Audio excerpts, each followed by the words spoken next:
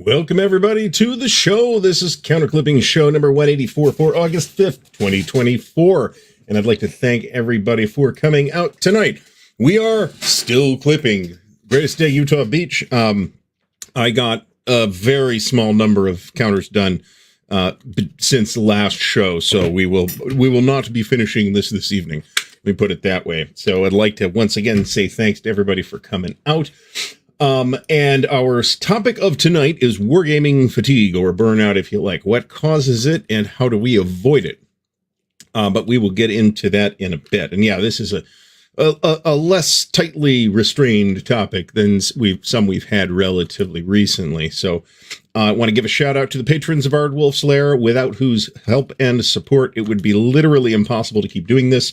And to our friends at Noble Knight Games, who are the official sponsor of the Counterclipping show. There's a whole pile of links in the video description to help support the show. But remember that you are supporting the show just by being here, and I really appreciate it. Everybody coming out week in and week out, even though some folks can't make it some of the time. So it happens. We get it. You're all kind of lucky I've missed as few of these as I have, to be completely honest about it. So in the video description, you'll find the merch store. Don't forget about the brand new Tweezer Mafia t-shirts, which I am fairly happy with.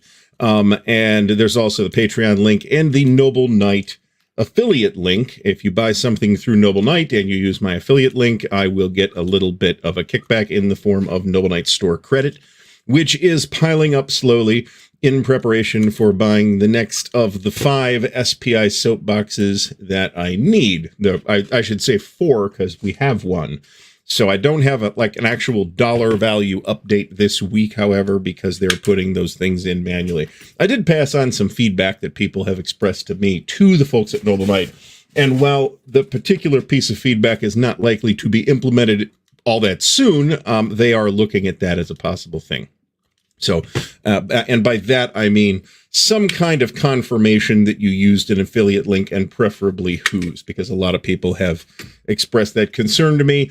Looking at the numbers that come in, I am sure they're not putting their thumb on the scale. Let me put it that way. So before we get any further, let's say hello to Alistair Logie, Bayonet Brant from the Armchair Dragoons, Bill Simone, Brent McCabe, Chet Bell, Commando, Solo 193, Dawennard, David Imperator, David Zell, Dirk Plexiglass, E4, Airman from sunny Southern Ohio. At least it was sunny some of the day up here.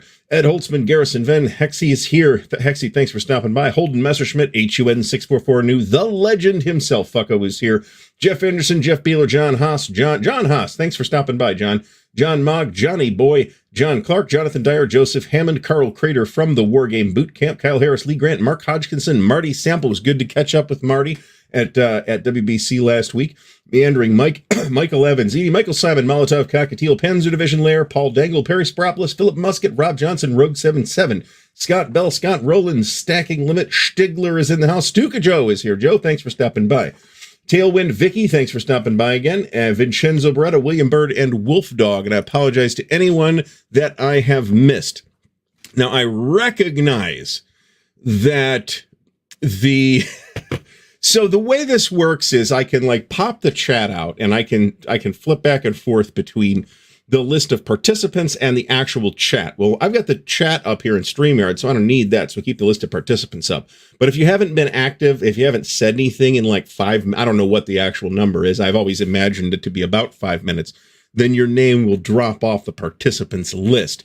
And that is why I sometimes miss people who are definitely here. So once again, thanks everybody for coming out.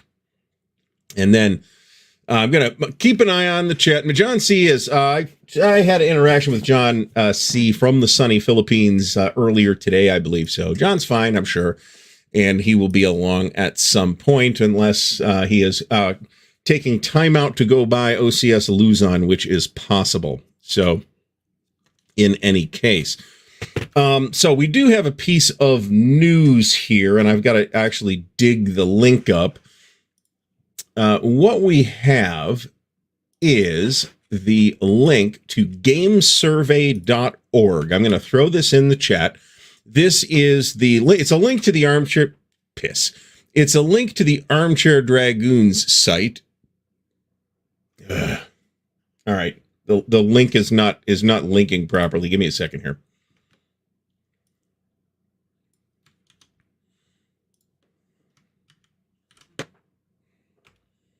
And we'll pull it up. So the 2024 Games Survey is up. It feels like we just did this, to be honest. I'm going to give you the link directly to the Armchair Dragoons page, which is where you'll find the survey. If everybody wants to participate in the survey, it would be great. It's a good idea for us to have some metrics about the wargaming community. I think we can all agree that that's desirable. And I'm not really sure that any of the publishers we have in the hobby right now are really taking a leadership role in doing that. Probably the closest is Decision Games, to be honest. But different publishers have different ways of interacting with their audiences, right? Compass has the Compass Town Halls that happen every couple of weeks on Thursday nights, which I almost always miss because I have been gaming on Thursday nights for the most part. So the next thing to ship from Compass, unless it has already started, will be the long-awaited for me, where's my whiskey? The Last Gamble. We are drinking the Mayor Pingree 47%. Detroit area bourbon. It's quite good. Let me get the banners up, and I want to give a special shout out here to Dave Poirier. I'm not sure how I'm going to pronounce that, and to Chris Jepp. Dave has joined us at the swordsman level as a new patron, and Chris has stepped up from swordsman to the hero level. I am absolutely going to end up with this in my lap if it stays right there, which it would be undesirable.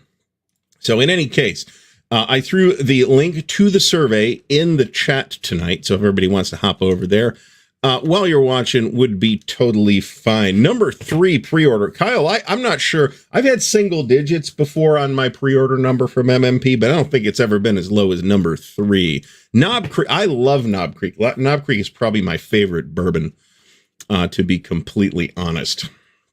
So, and yes, although I still have to make arrangements to figure out exactly when all this stuff is happening, you can expect to see some coverage on The Last Gamble here on this channel. Furthermore, you will expect, now this won't be as soon, I don't think, but sometime in the next, say, 6 weeks or so, you're probably going to see some of the long-awaited content on Glory and Empire from Lock and Load Publishing. It is advanced fairly far in the production pipeline right now, and that is my best guess as to when it is actually going to release. That's a very vague guess, don't get me wrong.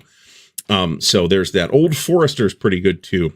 Nobody can afford Pappy's. If you're so lucky to have a bottle of Pappy's, good for you, and I'm sure it's fine, but it ain't $1,500 a bottle fine, which is a pretty common price on the secondary market. So we do not wish to deal with that. Nova Highlanders, welcome to the show from sunny Halifax, Nova Scotia. Have I had Four Roses? I would imagine that I have.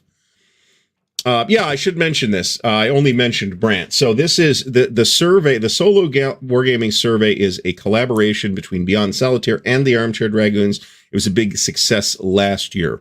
So, if you are going to make an exception for a bulge game, having that rule, Wolf Dog, I would suspect that The Last Gamble might be a pretty respectable place to break that rule, to be completely honest.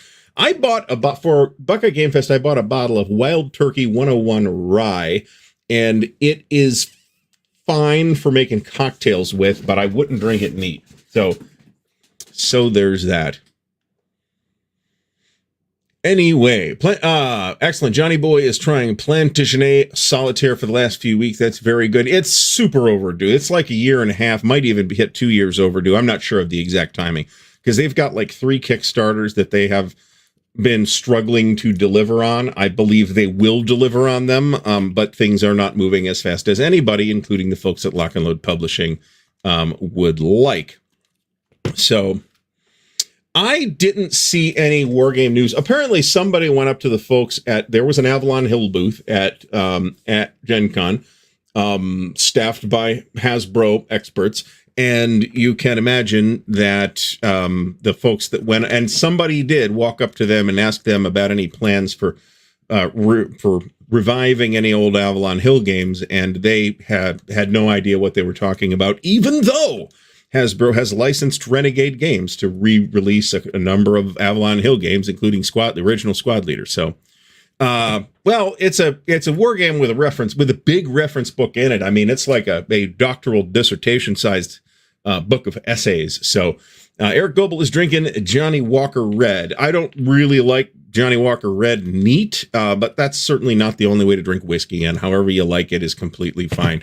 I'm not sure what the exact timing on this is. However, I did look at Multiman's website today and found that Thunder on the Mississippi, I keep wanting to say Thunder Up the Mississippi, which sounds vaguely obscene, is no longer available at the pre-order price. So I believe that it is now shipping to general pre-order customers. I will put David Imperato, I will put the, if you go to gamesurvey.org, it will redirect to this page. I will put it in there again as well. So, and Hexy talked to him. So yeah, they're shipping now. I'm not surprised. I expected that shipping to commence more or less upon their return from WBC. So, and Pete Bartlett is here. Pete, thanks for stopping by. Pete says that it started shipping today. I, of course, got one at WBC and canceled my regular pre-order. And I'm happy with that. That's completely fine. Hell, that was a reason why I might actually have gone. Although I suppose it wouldn't be really worthwhile to drive 2 hours and 40 minutes, pay $30 to get in, just to go in and buy Thunder on the Mississippi for the pre-order price. But I got a lot of other stuff accomplished at WBC as well, even if some of it has not been followed up on yet, and there's quite a bit of that. So, so in any case, a bunch of people. No, I saw Last Call on this, William Bird. It's easy to miss because it just goes like out on social media. And if the algorithm hates you that day, it's easy to just not see it. But I saw it. So there's that. So in any case, I would also like to, let's see. Jeff Bueller says they did miniatures coverage, especially Giant 40K statue. You know, that's always very popular. So that's cool. Commando Solo got the shipping notice for Next War Iran from GMT, which is great. Hey, there's nothing wrong with drinking water. I sometimes, and not very often, admittedly, because I don't really drink very much, not on this show. This is pretty much my whiskey allotment for the week, most weeks. So gamer fatigue. We might touch on this topic as well. There's a difference between wargaming fatigue and wargamer fatigue. Let me put it that way. So, I didn't notice this. There's a number of things I haven't studied about Utah yet because it can't hit the table till it's clipped, right? So there's that. This seems like the kind of thing they might license out, to be completely honest. I don't know that they would sell enough copies of this to make it Hasbro worthwhile. But they might make it worthwhile for Hasbro to cash a check, and some other company to engage in the financial risk and manufacturing headaches. So that's a possibility. Bourbon soup with ice cube croutons. There was a bar next to the tattoo parlor that I got this at is right next to a bar, and they had a sign up while I was going there, like every month or whatever it was to get the thing finished. They had a sign up that said "Soup of the Day Whiskey," which I personally appreciated. Mogador, Ohio. William Aarons. Geez, you're right here again, William. We are not far from Mogador at all. Oh, this is Battle Cry. So I think the game we're talking about here is the Richard Borg Battle Cry. And unless I've missed it, which is not impossible, but I probably would have caught a sniff of it if it had come back into print. That has been out of print for quite a long time. So I could see licensing. Yeah, I mean, maybe they put a thing up and have a deal with Hasbro that says they don't actually have to pay Hasbro anything unless their interest is high enough. Who knows? Maybe they can work out that kind of deal.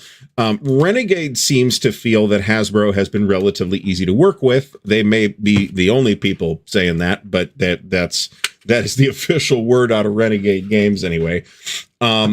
Wizards of the Coast, I'm not going to suck up a lot of time with this, but Wizards of the Coast is fucking the dog once again this week.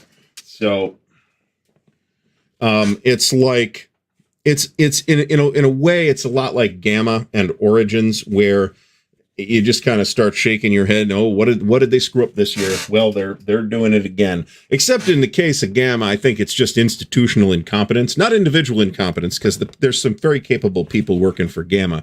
But as an organization, it's a hard organization to run. Wizards of the Coast is just run by greedy corporate shit stains. And that's the end of the story right there. So in any case, and as Vincenzo points out, Aaron Armor is up for pre-order as well. This is the new Aaron Armor. Würzburg was the first one. The new one, Fifth Core, is up for pre-order as well. And I haven't really heard anything since seeing it on a table at Origins, but I imagine that the reception on this game is going to be extremely warm. And I also have some suspicion that it may evaporate from availability relatively quickly. Now, if that happens, Bill Thomas at Compass is sure to reprint it, and that'll be great. So, yeah, and in fact, this individual has a whole bunch of history with the video game space, too. So that's something to pay attention to. I mean, Wizards of the Coast screwing things up is literally no skin off my ass at all, because I don't really support them by buying their products. But that's not a boycott. I don't like their products. So I wasn't buying their stuff anyway. And I probably will pick up the fifth, whatever this new edition is going to get called. I'll probably pick those up at some point, but I'm not in any particular hurry. Oh, look at this. Canadian Wargaming News, Tednet Games is moving to Kingston in Ontario from Halifax soon. Oh, geez. Okay. That's cool. I hope that's cool. Pete's here. So Pete is basically Tednet Games. So hopefully everything is okay. And it is just a, routine recreation. I will tell you that, so I could see having, let's say you have a topic that you are interested in, but not like passionately interested in. And you've played games on it, but you haven't maybe played a million games on it. I think probably you don't need more than 3 games on a topic like that. That's my guess. And that's kind of 3 different levels. Maybe you got a tactical game, maybe you got an operational game, and maybe you have a higher level grand operational or strategic or whatever we would like to call that type of game. So I can see that that's true.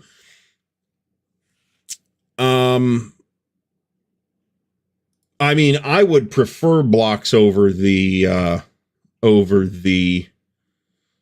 miniatures, but I don't see, and hey, if I'm wrong, I'm wrong. I just don't feel like it's likely that we will see a licensing arrangement between GMT and Hasbro. That just does not seem incredibly likely to me.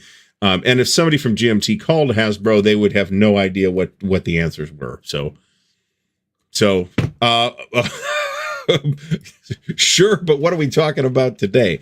Now, I did say not passionate about. On those topics that I am kind of passionate about, like Normandy and Sicily, I own well over 3 games and a variety of different Civil War battles as well. So now for the Bulge, how many Bulge games do I have? Michael Simon's listing his here. He's got Vakdam Rhine, the Goss Vakdam Rhine, Ardennes, I assume we're talking 33, and a Numeric Keypad Hiccup. Last Blitzkrieg Time for Trumpets. What do I have? I have the Goss Vakdam Rhine. I have Ardennes 44. I've got Last Blitzkrieg. I'm positive I have at least one other Bulge game, and I'm not counting it like Beyond the Rhine that has a Bulge scenario. I'm sure I have at least 1 or 2 more. I did have Time for Trumpets. I'm not sure what I did with it. I believe it went away in a pay it forward on the Facebook group back when that was a thing. And we will soon be joined by Last Gamble. So I'm happy. And I got, you can't see it here, but I got Enemy Action Ardennes here. And I also unloaded Bitter Woods. It's a good game by all accounts, but I didn't play it and wasn't going to play it, so I got rid of it. So you got to make decisions sometimes just based on what you can what you can reasonably store. Oh, now see, this could be, yeah, so you'd have to call it something else. And I would imagine GMT making this kind of arrangement through Richard Borg, who is the designer, right? So and Scott Rowland's got Vakdam Rhine as well. And we had a fabulous time playing Vakdam Rhine when we played it a couple years ago at Winterfest. So I was pleased with that. Some of these, but not all of them, have these colored stripes on the units, and I'm not sure what that's for. That's a new innovation for GTS. This is what it means, yes, but or Unternehmen Vakdam Rhine was the German name for the operation that resulted in the Battle of the Bulge. World War I games that cover the Schlieffen Plan. Oh, I mean, I've got probably 15 that cover just the Schlieffen Plan as part of something bigger. But I've got a pile of operational or strategic level World War I games.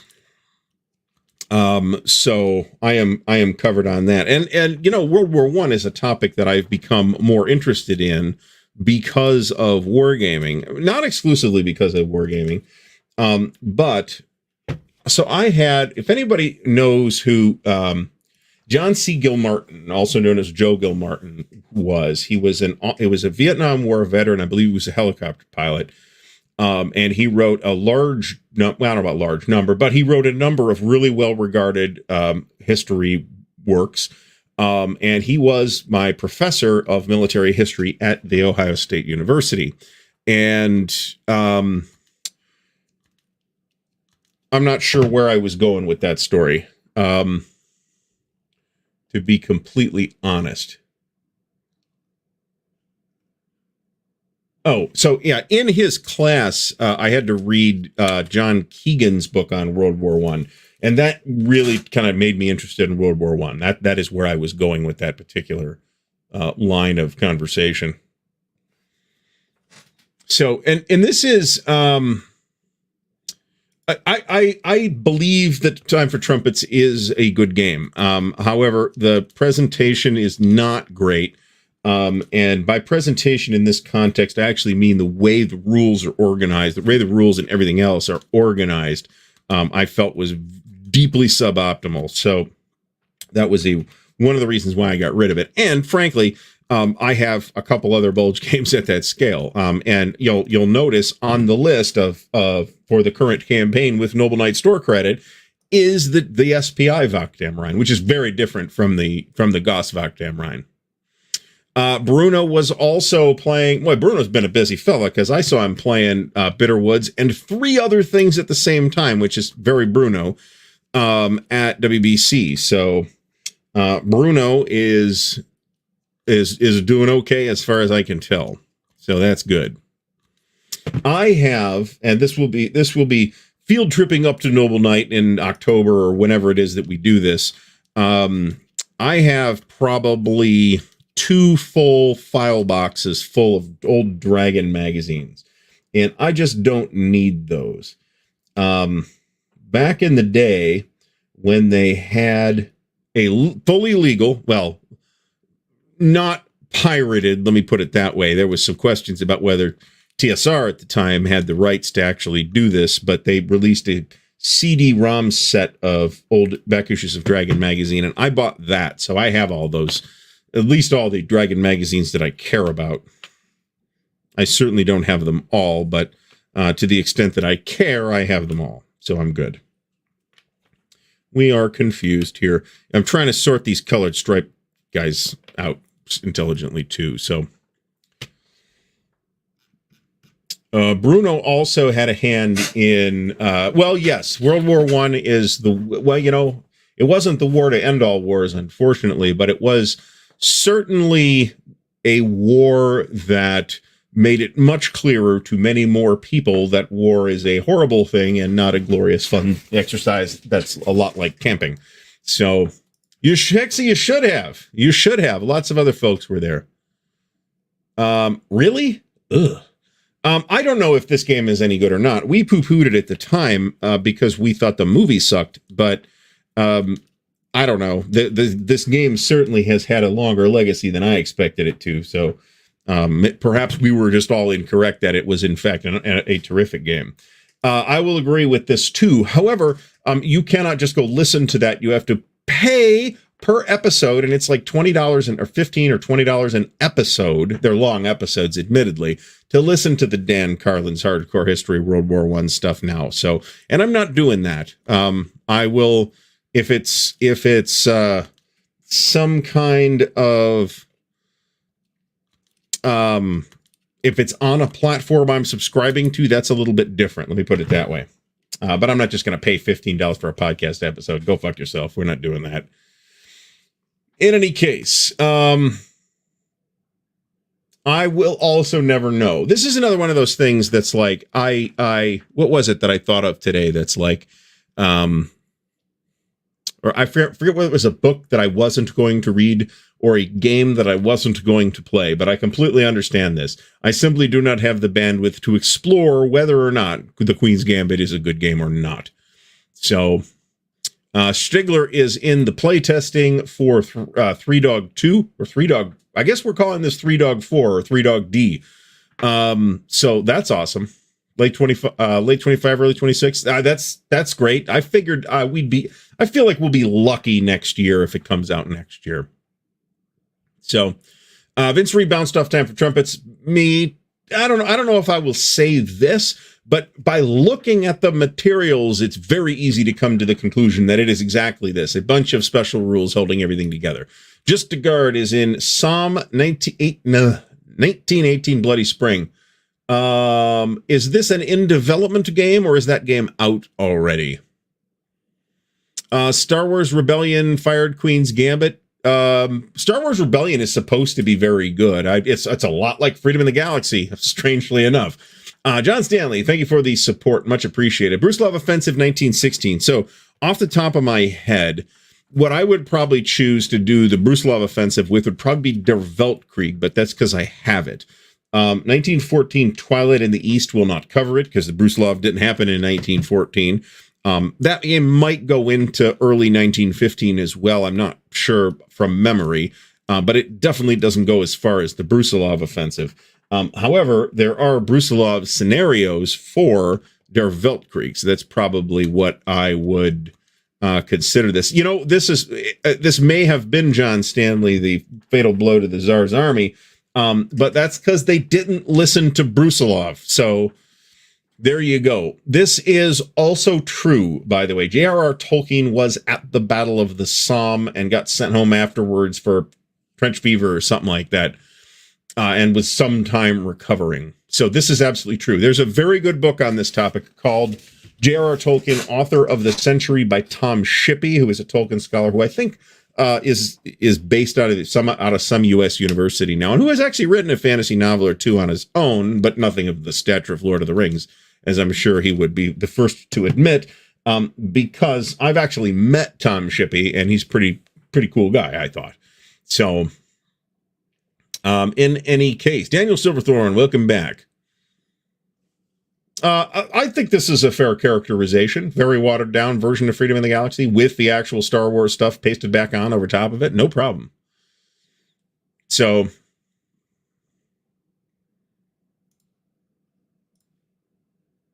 now this is true too, but a good wargame can as well. And I've got anecdotes on that too. And I've told this story before, that it's Mark Herman's fault that I now have like 100 friggin' Civil War games. I don't know if it's 100, but it's a lot. It's a substantial chunk of the Ardwulf's Lair library is in fact American Civil War at this point.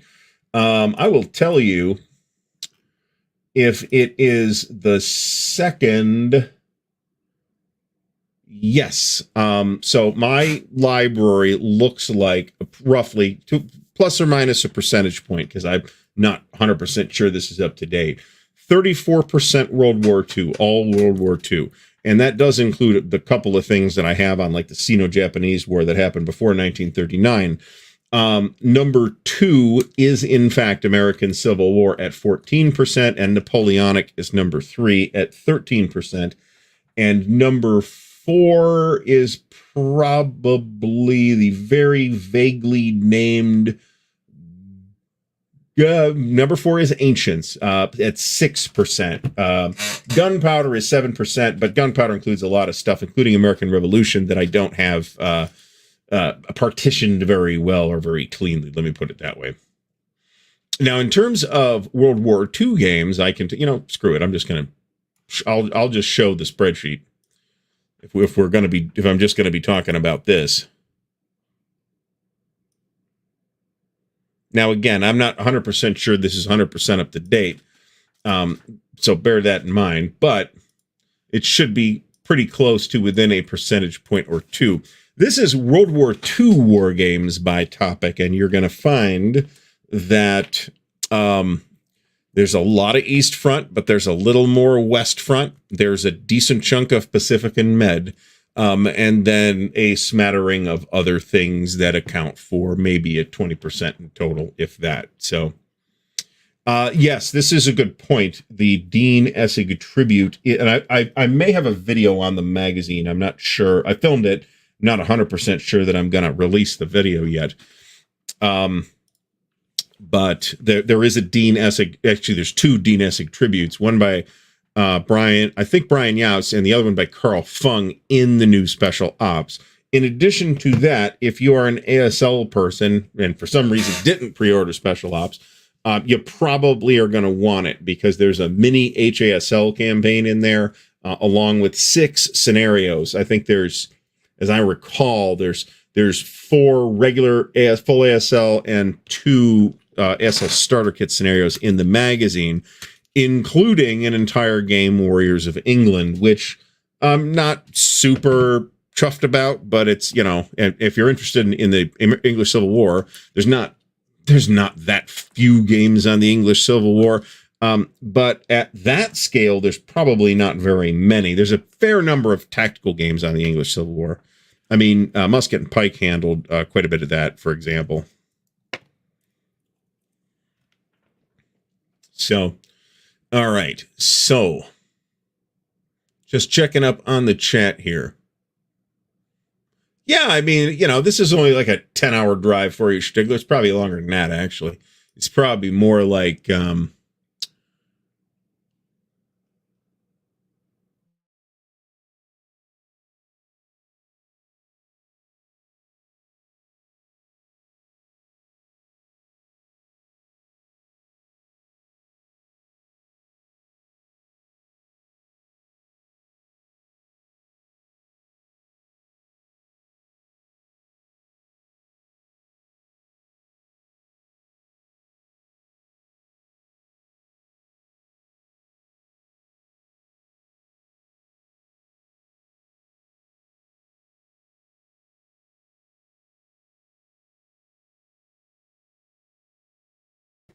all right, hopefully everybody can hear me now.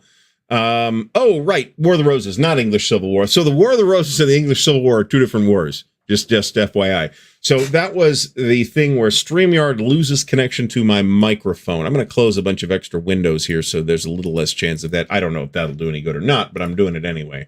So, and we can close that too. I think that's most of everything. Hopefully it'll happen less if I'm running less stuff. So hopefully voice is back now. Let's hope so. Let me check that just a moment. Audio testing. Yeah, it looks like we're fine on audio now. Sean Sullivan, thanks for stopping by. Now, I don't know that I would say you missed anything.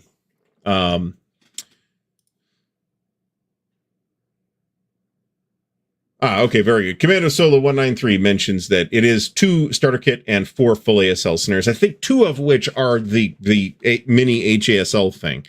And it's a winter map, so it's cool. So, okay, Scott Bell drove from Hanford to Eugene, and it was 10 or 11 hours, which, hey, that could be right. I've never driven to Oregon has never been my destination. Let me put it that way. So I have, however, driven from San Jose to Seattle in one day, and that sucked. So I will not be doing that again. under any friggin' circumstances.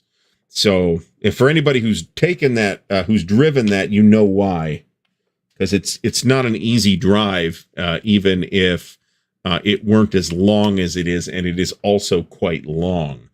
So I'd like to just mention everybody, please do like the video or thumbs up or whatever you're doing on the platform you're on.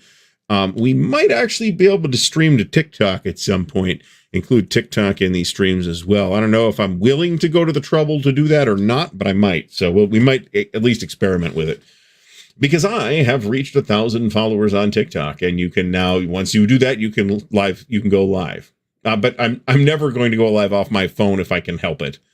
So I've driven through Oregon, obviously on the way to Seattle, and that's about it. So Nature's Whisper, Vermont Strolls, welcome to the show. Wargaming fatigue, lots of neck pain. Yeah, that's a thing. That's just getting old, man. And a lot of us are getting kind of old. I'm talking about, when I say wargaming fatigue, what I mean more is the phenomenon where we're just sick of playing whatever, either a specific war game or all war games, hopefully not, but it does happen. And you need a break. And sometimes that break turns into a very long and sometimes even permanent break, right? And hey, if you are driving through Oregon, maybe you want to stop at Oregon Laminations and buy some counter clippers. There you go. Dallas to Tucson. I don't even know how far that is off the top of my head. I mean, they're adjacent states, but you can drive all day in Texas and not leave Texas. So I don't feel this topic occurred to me because I've kind of been living and breathing wargaming for, most of 10 years now, right? It's been my primary hobby outlet of any kind. And, all the other things like this YouTube channel and other business and the CSR awards and things like that have also been wrapped up.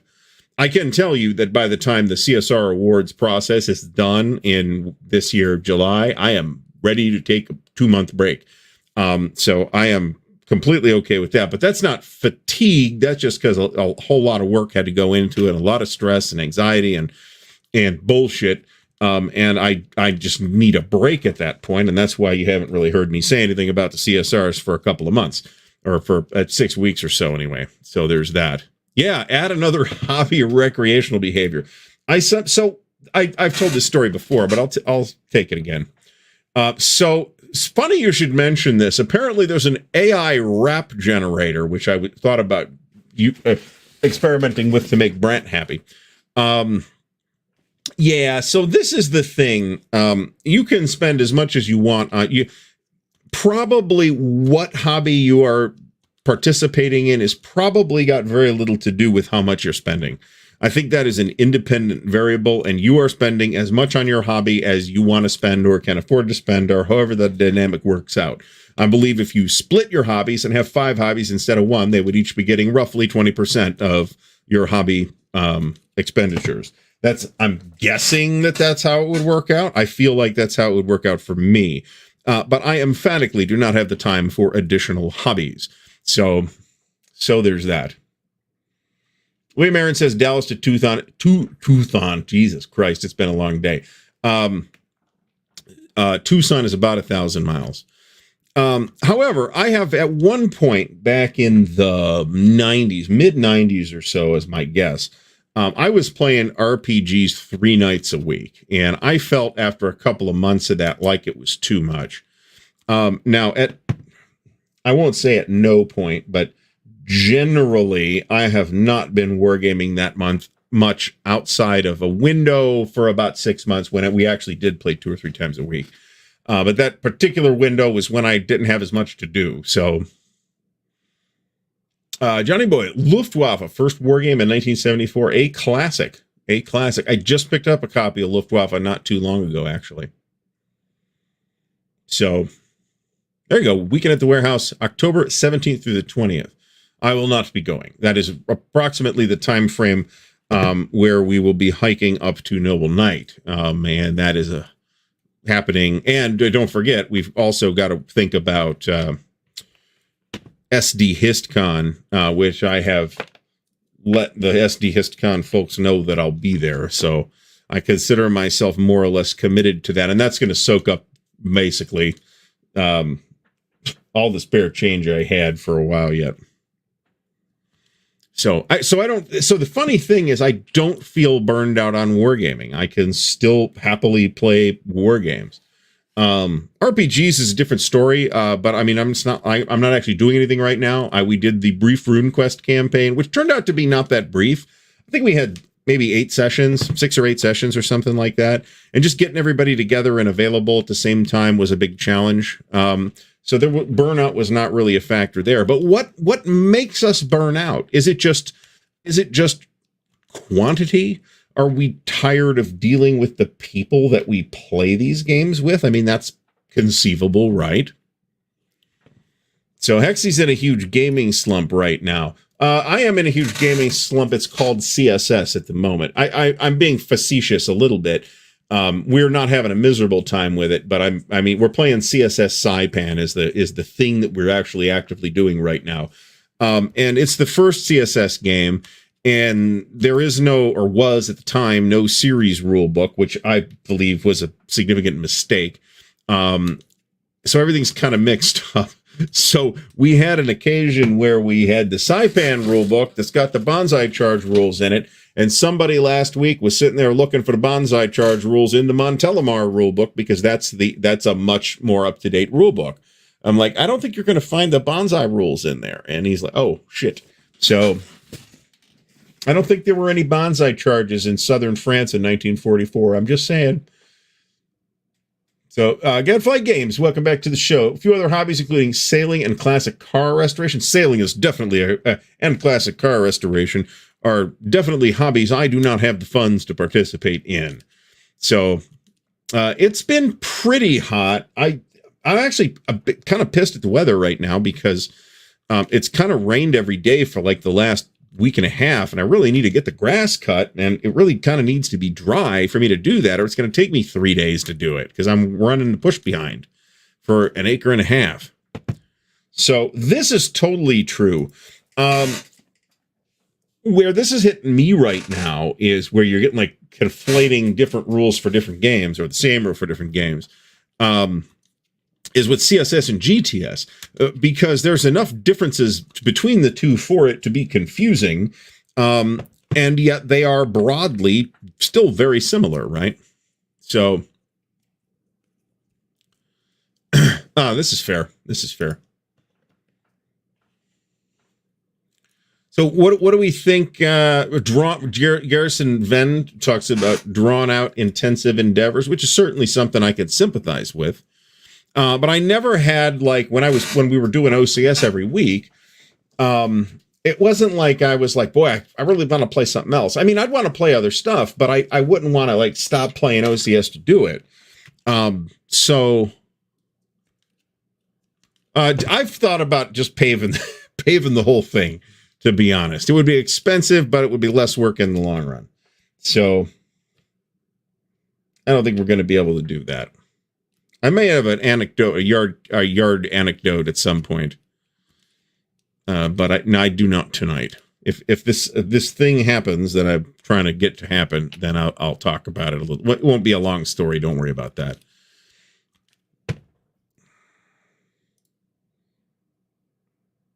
Don't mind rusing to a rules lawyer. Well, you know, there's rules lawyers, and we've talked about this in the past too. There are rules lawyers who are still, you know, cool people to play with, and there's rules lawyers who are dickheads, and you don't want to play with those people. But you don't want to not play with them because they're a rules lawyer. You don't want to play with them because they're a dickhead. So, you know, it's that they're giving well-meaning rules lawyers a bad name. Let me put it that way. Corn here would be definitely fit right in here in Ohio. I can tell you that. This is 100% correct. I talked about this in a short not too long ago. I'm not sure that short made it to YouTube, to be completely honest about it. About how the single most important thing to the success of a gaming group, okay, whether that gaming group is 5 people sitting down at a table that have never met before at a convention, or people who've known each other for 30 years. The most important single thing is the chemistry between those people. The game is important. Is it a good game? Are the rules good? Is, whatever other factors there are, that's an important thing. But the table chemistry is the most important thing. No, I don't think anybody would actually try to make the case that anybody who knows the rules well is a rules lawyer. By stereotype, the rules lawyer is a person who is trying to take advantage of perceived loopholes in the rules. At least that's one way to define it. Somebody who's just really good with the rules, I don't think that makes that person a rules lawyer. This is kind of perfect, isn't it? Boy, these people are incredibly meta. Let's put it that way.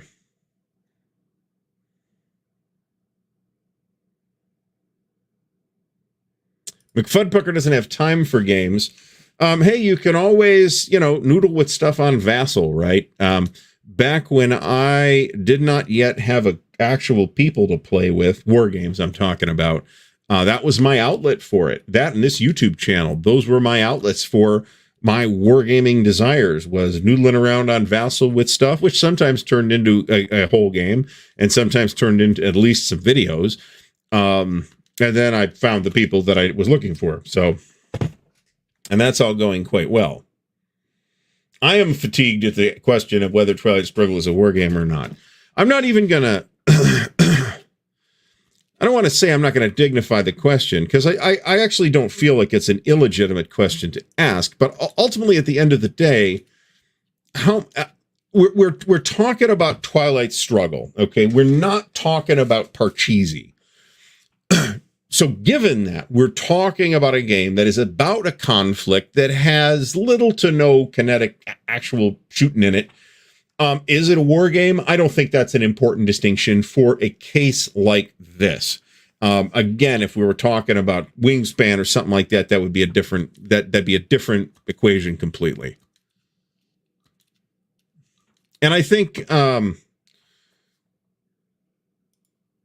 well, I mean, this is not what makes them a dickhead. This is how their dickhead is exhibiting. Speaking of that, I'm not even going to tell the joke. I'm not sure if I will get demonetized for telling all the jokes about that French pole vaulter that failed to pole vault because the bar got caught on his private parts over the last couple of days. So there's that. That is going to lead to a whole round of humorous jokes and memes over the next several days. Which group gives out the rules lawyer license? Boy, I wonder if one could market this idea. Official rules lawyer certificates of some kind. Charge about, I don't know, $5 for them, something like that. I bet somebody would buy that kind of things. I could be wrong about that. Stigler, if you're able to do this, congratulations. A lot of people are not, and I am pretty much happy with getting away from the computer for a while. By the way, John Stanley, thank you again for the support. It's much appreciated. The next T-shirt. Oh, maybe that's a good idea. That's a good idea. Official rules lawyer. So, issued by the Low Bar Association. Oh boy.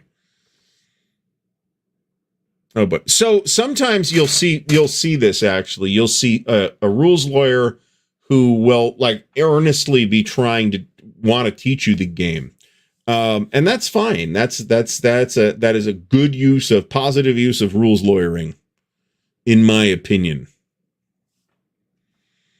Oh, I don't know. I mean, plenty of wargamers have dogs or other pets as well. But I do know that, I mean, I'm not the only wargamer with cats. Let me put it that way. In fact, I had to lock the one out of this room right before the show, because otherwise she won't leave me alone.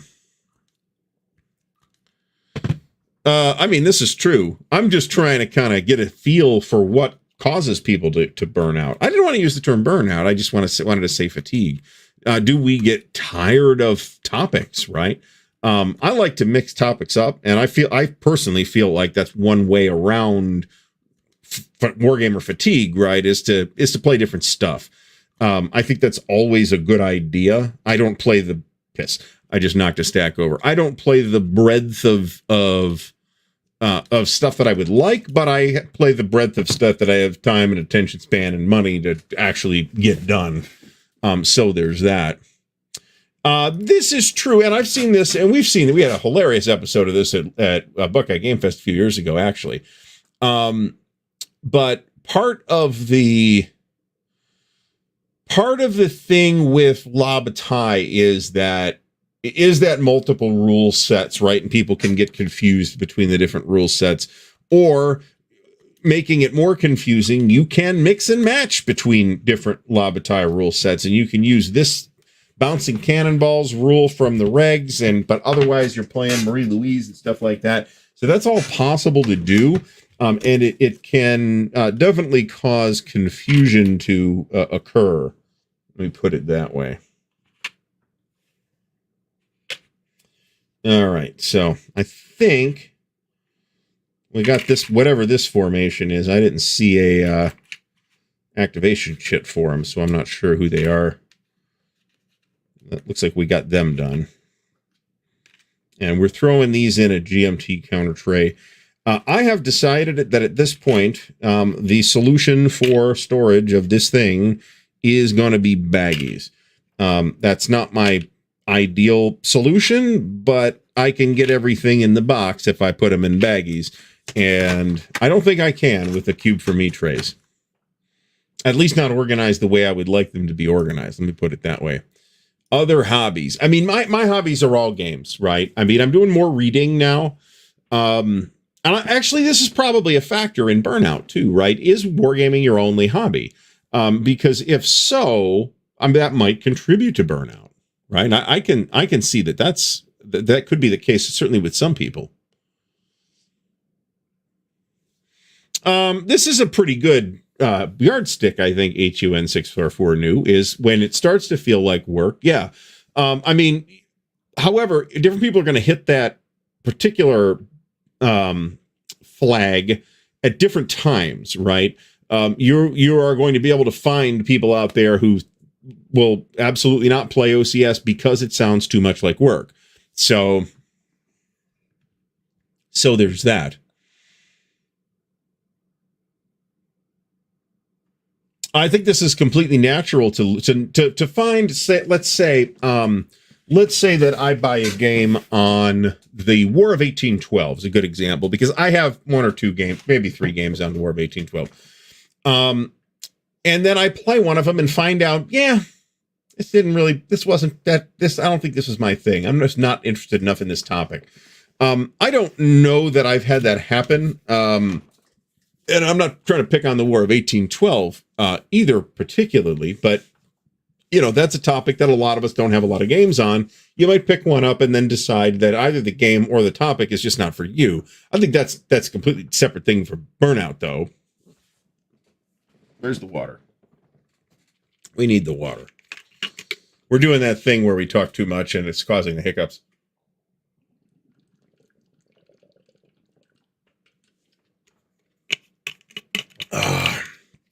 Captain Nolan, this is still the case. There is still some French terminology buried in La Bataille in a few places. Not a lot. There's not a lot of French in it, but there's a bit. What are we doing here? Oh, this is the Allied Navy. Cool. We'll do them last. You do get some ship counters in this thing, as you depending on how the naval wants to work. But in this case, you've got naval with some pretty good firepower factors on them, individual ship counters. So there's that. Photography. I could have gotten into photography. I took a photography class in high school, and of course, when I was in high school, it was film cameras and black and white film cameras at that. Black and white doesn't I'm not old enough that color was not available yet. Let me put it that way. But it was black and white photography, because black and white photography, you could teach somebody how to develop black and white film in 10 minutes. Color film is harder to develop. Let me put it that way. I realize I'm oversimplifying that statement, but it is also true. So, no, that's not cool. Mark McNair. To get hurt. But if you can't run a saw, I have yet to saw my fingers off on a saw, and I've been, using power tools for a while, but not on a regular basis necessarily. Well, this is true, but there are some good game, or at least good looking games on this topic. So there's that. We are into the Germans, by the way. We now have 100% of the allies and 100% of the markers punched and clipped and organized fairly well, but we haven't done the Germans yet. So we'll worry about that. So I guess if I have, I'll tell the story that I meant to get to in a little while ago. But I took that week off between Christmas and New Year's. Okay, and I said to myself, we're going to sit around and do nothing. That's what we're going to relax and watch TV and stuff like that. And just chill for like that week, right? Because it's not like there's nothing to do, right? Christmas is in there. Christmas is invariably a large amount of running around. But once we got done with that, I pretty much relaxed and did very little for like a day, and then immediately started daydreaming about asinine new hobbies that I could be picking up. I could learn how to play the bass guitar. How much is the bass guitar? Are they running on Craigslist? Like, no. That's stupid. You do not have the time for this activity. So the one thing that I have allowed myself is I'm reading more again, which is great. So, I saw what you were saying, but I was, different hobbies too, or different topics too, right? You could get tired of World War II.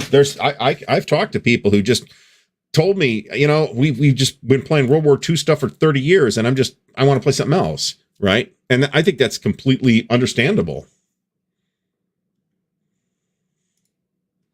Oof. Really? I've heard this is a good game. The map is not great, but there's that. John Madison, thank you so much for stopping by. I've got your shampoo, by the way. It's lovely. So you'll be getting some of it back in October. Columbia Games has a game on 1812, a block game. That's true. There's 1812 War on the Great Lakes Frontier from Compass and Ken Reppel. That was not last year, I think that came out, something like that. So there's a decent number of games on it. So painting miniatures is an adjacent hobby. So I'm going to differ with you here. Painting miniatures is an adjacent hobby to playing miniatures. I don't think it's adjacent to board wargaming. I mean, adjacent in the sense that role-playing games are adjacent, sure. We're all kind of hobby gamers, if you want to put it that way. I mean, this is just a different way to look at it.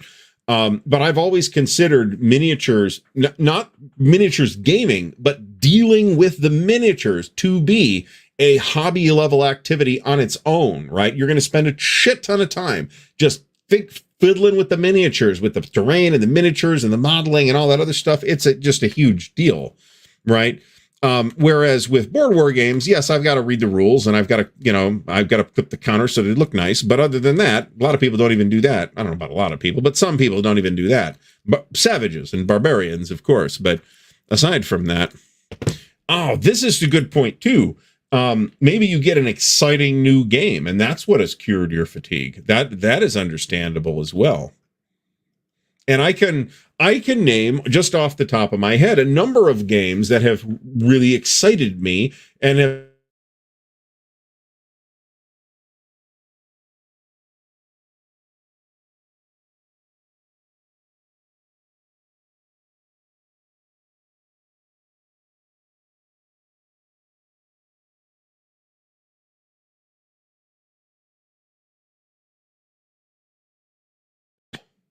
All right, folks, can you hear me at this point? Let's see if the audio is working this stupid fucking machine. There we go. All right, I think it's okay. Let me know if it's not okay. That was another all right, cool. So, thank you.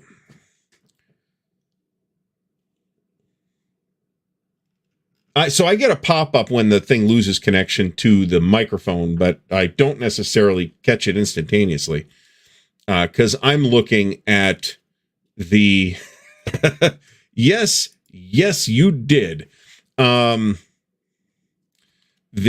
not super transparent when it comes to, or I am super transparent when it comes to that kind of thing. Let me put it that way. So it wasn't really a rant. It was just me cussing at StreamYard. This is totally a StreamYard problem. And I am irritated by it. But it could be the computer too. It could be Chrome. I tried to get StreamYard working in Firefox and I couldn't quickly, so I abandoned the project, and we'll try it again at some point. I still have it installed. So Mo from Mo's Game Table is here. I do get a pop-up notification that says StreamYard has lost connection to your microphone. So it's not like StreamYard doesn't know it's fucking up. They do, but there's that. Now, after having given you this spiel about I don't have any time for additional hobbies, I'm about to start on an additional sort of adjacent hobby. So there's that. But we're not even going to talk about that right now. In the meantime, however, let's hear from our good friends at Noble Knight Games, the official sponsor of the Counterclipping Show, while I check up on all the chats that I missed while the sound was broken. Here at Noble Knight Games, we've been carefully growing the world's largest selection of board games, role-playing games and dice, war games, miniatures and paints, card games, and more, going on 25 years now. Our rustic castle contains more game and hobby goodness than you can shake a stick at, complete with careful packaging and the finest customer service the land can provide. You can buy, sell, trade from anywhere in the world, just like nature intended. Noble Knight Games. All right, and thank you, Noble Knight. Don't forget the affiliate links in the video description, and all the other ways to support the channel are in the video description. Please do thumbs up the video while you're here. So, Alistair Logie is asking about the 3D printer. Kind of. I have had no luck printing any job that takes longer than about 2 hours, but I have been able to, and even sometimes it'll fail before that. But on shorter jobs, I have at least gotten some things printed. I wouldn't say that it is 100%. Stigler, so this is a problem. There is an application you can download. It's a very small executable file called Chrome Task Kill. Task Kill is one word. You can Google this and download it. I just keep it on my desktop, and whenever Chrome is being particularly aggravating, I just hit Task Kill, and it blows out all those open sessions of Chrome that Chrome is unable to close. And that is almost certainly Stigler, if you look at your task manager, you will probably find that there are a shit ton of Chrome processes running that don't correspond to anything that you're actually running. This is kind of a classic problem with Chrome, and I am exceptionally annoyed by it. Let me put it that way. So more than I have delivered, let me put it that way. Wix is, really?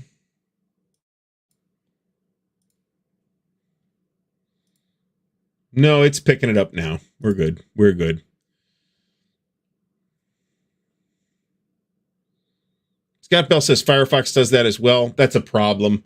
Unfortunately, you can't really hop to Edge because Edge runs on Chromium now. So you'll have to find a different web browser. Somebody mentioned Arc. I liked Firefox when I was running a Linux machine. Let me put it that way. When I was running a Windows machine, no, it's just not as good. I like Chrome because Chrome it's tied into the Google ecosystem with YouTube and Gmail and all the other stuff. It's just really too convenient to use something else as my bread and butter browser.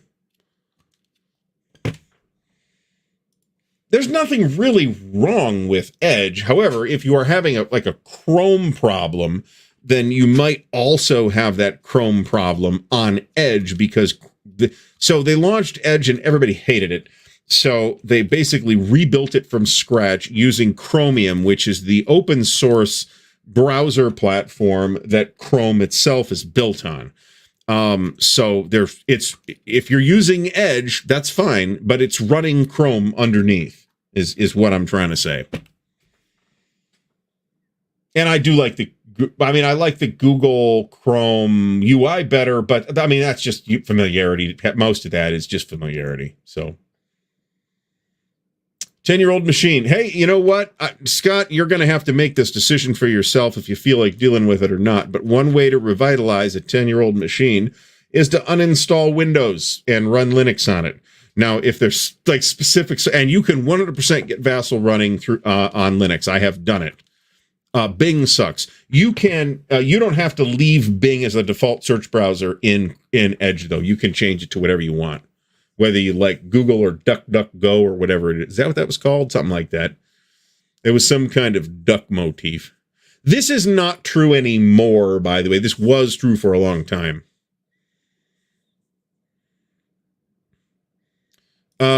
Well, I actually don't think this is Edge. I think this is Windows. Windows sometimes rewrites the file associations without telling you, and that's very annoying. So, and DuckDuckGo has their own browser. I have not investigated that. At one point, I was using like all the free stuff. I was using, how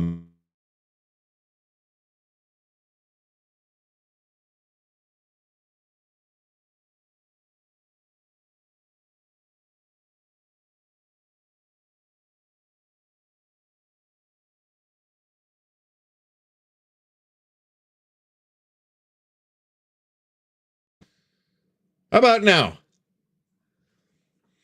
All right. It seems to like lose connection, and then it goes to mute, and then sometimes I can unmute and it reconnects, but other times I have to actually back out of the session, which means you don't see me anymore, and then go back in, which typically takes about 30 seconds. Opera, that's another one. So I found this out the hard way. The hard way being when I was in IT, when somebody had Opera running on their machine, on their work machine, and I'm like, what the fuck? You do not have authorization to. Who installed this? Oh, I installed it. You do not have authorization to install software. And I looked at it, the way it was configured, and figured it out. It installs to the user-specific directory, which by standard Windows rules, unless like the server admins have gone, or the Windows admins have gone and made changes to global policy to do something different, you can normally install stuff to that particular directory. So you could install certain things. And I'm like, oh, I didn't know Opera did this. What the hell? Yeah, that's a huge security hole. So I don't think so. I hope not, because I could probably replace this mic cable. So one of the things I want to do, and now I don't, Windows 11, if you're on Windows 10 and you're inclined to upgrade to Windows 11, my advice is don't. Windows 10 is fine. There's nothing really wrong with it. It's still supported by Microsoft. Windows 11 brings with it a lot of problems and doesn't really resolve any of Windows' existing problems. So this is true. The joke is that the French pole vaulter, when he's telling the story later on, is going to say that, yeah, he missed a medal by about 11 inches. So I suspect that guy might get some product endorsements pretty soon. There you go. Win 10 supported through October 25, but there's still like, I'd have to look at exactly what the calendar looks like. There's usually like, they'll step down support. They'll still issue security patches and stuff like that. They issued not that long ago. It's probably a year or two ago now. They actually issued an Internet Explorer security patch because the problem was so bad. So plausible. Sounds out again? I'm not hearing that. Anybody else having problems hearing me? Maybe I'm mumbling. That's probably a problem. Oh, that's going to be fun. This is going to be a fucking hoot. Have you ever considered volunteering your skills for Gamma? I'm just wondering. So, this is Stigler's fault, because he mentioned something technical, and I had to say something about it. So I think Mo is messing with me too. So Mo, we're going to ignore you from now on in this chat. It's all good. Yeah, they can't afford me either. They can't afford a tuna sandwich, actually, for far as I could tell. So, but yeah, I've done not this many computers. We did about 800 when I did the Windows 10 upgrade, and it was a friggin' project. So 62,000, we did nothing like that. 800 was a pain in the ass. So they always make vague noises like this, and it never actually works out that way, does it? So the Gamma thing is a bit of an inside joke that Brandt is party to, because there was a year at Origins, this was maybe 8 years ago, something like that, where they turned on all the computers first thing in the morning, first day of the convention, so that they could start registering people, and all of the computers said, right down the line, Windows Update. Every computer in the place. It was, I thought it was hilarious, because this at the time, I was actually working on the Windows 10 update at work. So I thought it was a hoot. But I didn't have to deal with it either, because I already had my badge, and it was Gamma's problem. So, in any case, so for anybody that,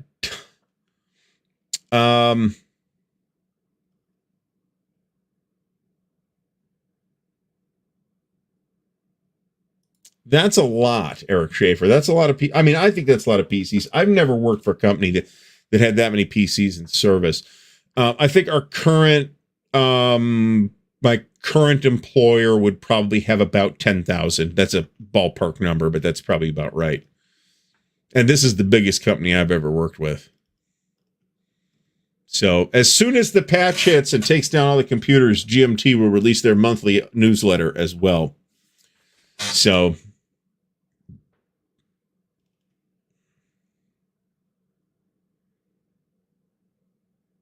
I use OneDrive. I will cop to using OneDrive. It's just too convenient to not use, in my opinion. I mean, by all means, find a different crowd, find a different cloud storage utility if you want. But OneDrive is convenient. I mean, you're whatever you're surrendering for convenience, because it's already installed on your Windows machine. There are a set of directories that are already assigned to it that will like sync back up to the cloud. It's very convenient. I have all my game rules on OneDrive, all my Wargame rules anyway. So, are we talking about like a couple of weeks ago? Because that was, but CrowdStrike, I don't know if it was CrowdStrike, but the dude running CrowdStrike has fucked this particular dog before. So,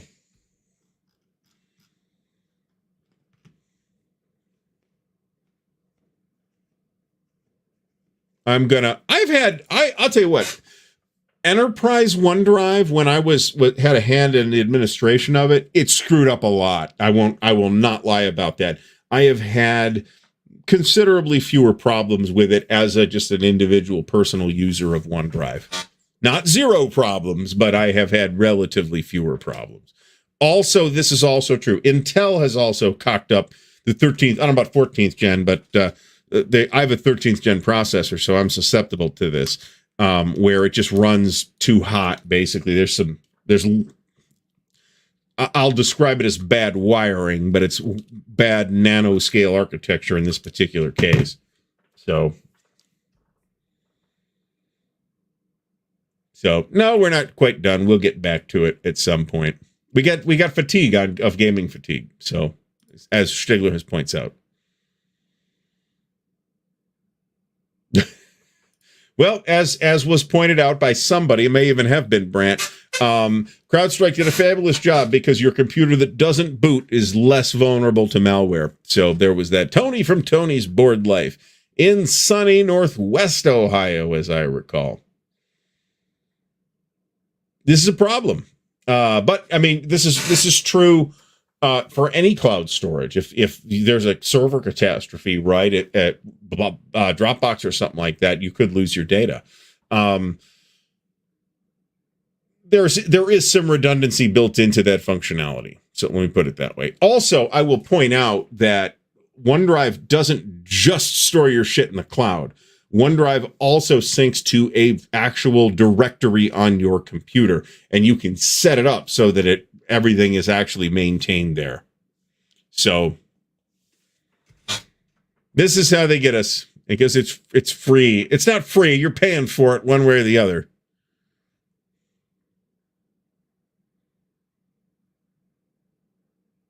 Ooh. I will touch on this. Captain Nolan points out Wargame fatigue when the new Air and Armor hit, because it does have like 110 or something like that page rulebook, as I recall. And I will mention that NATO, The Cold War Goes Hot, had a really long rulebook for as complicated as it is as well. But that's kind of the exact thing. In the case of NATO, at least, and this may or may not be true for Air and Armor. I'll let Mo speak to this. He's taking a closer look at it than I do. Kyle Reese, thanks for stopping by. But it's like a very verbose rule, and I'm talking about NATO here, but same designer, okay? And I believe same developer. I believe Fred Schwartz is the developer on NATO as well. So the rulebook is very verbose, but it's very complete. We never had a problem finding anything in that rulebook. It's a big rulebook. So just the page count does not necessarily correlate to complexity. I don't think Air and Armor is going to turn out to be as complicated as that 100+ page rulebook would otherwise imply. Let me put it that way. And Brent says that Fred was the dev on both. That's what I thought.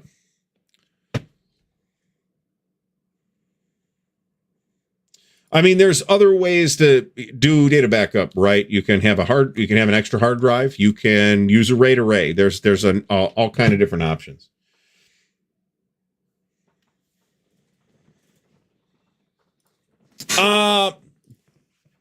I can speak to this. Yeah, kind of. I have put a enormous effort into organizing certain war games, and interestingly, they have tended to be Compass games more so than others, but not exclusively.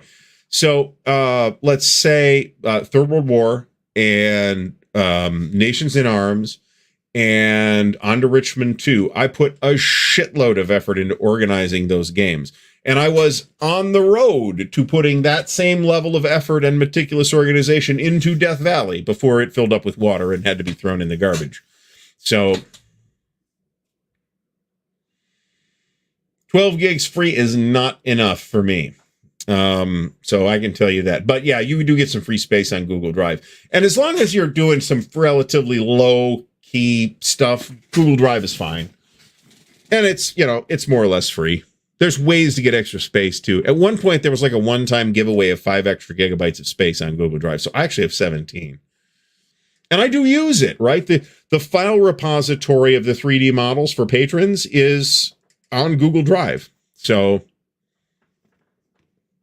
I will sometimes, Stackingly points out that it's got a large font too. Eric Hansen has been, so I've kind of done this too, not really for fun as such, but like sometimes I'll have a game organized and it will seem perfect to me, and then I will play it and realize that it was not optimal for setup, and I will make serious changes to the way that it's organized in lieu of that new information. That has happened before. I think my largest thumb drive is a 512 gig, which is insane, actually.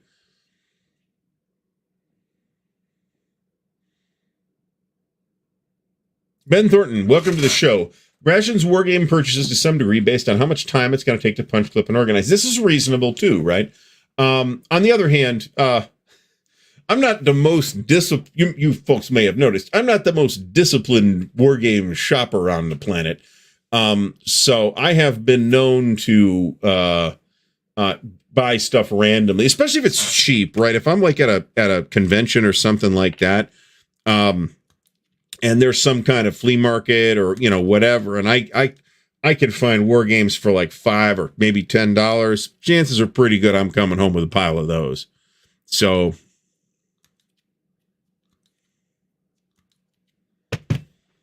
don't you guys have like a, Jeff, don't you have a local source for Planos up there? You might also look for Flambeau, which is a comparable product line to Plano, and I don't know if they're still around or not. But they're actually here in Ohio. I actually visited their plant at one point. But I'm not 100% sure that they're still in business. I've got, yes, exactly. So I do pay for the Microsoft plan, which includes 1 terabyte of cloud storage on OneDrive and Office 365. It's $120 a year or something like that. It's not too bad. And I honestly, I paid for it for OneDrive as much as anything else. So.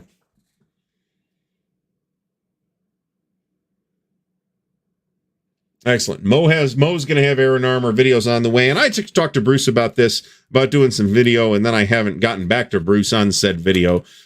So you will have to go with Mo for your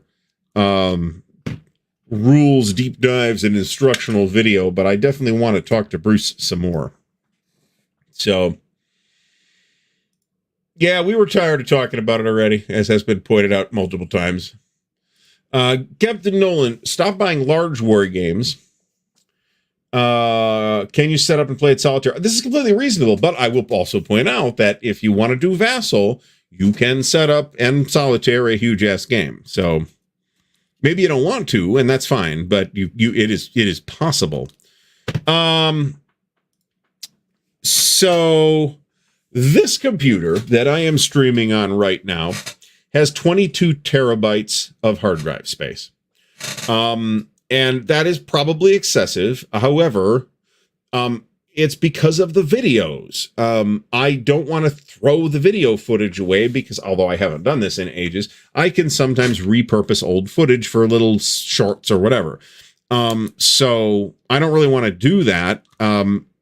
So I tend to, whenever I buy a new computer, I also buy a large hard drive with it and install it right alongside setting up that computer. So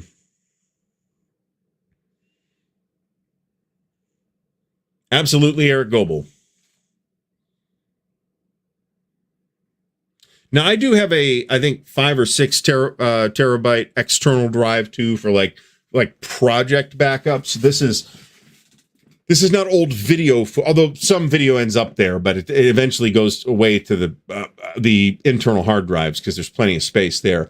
But just to keep all of the things like all the thumbnail templates and the SVG files and all that stuff.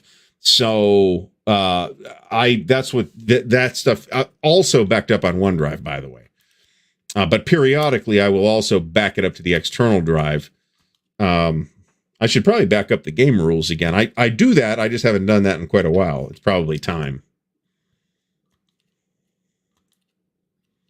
No, it's just so the computer came with a 2 terabyte SSD.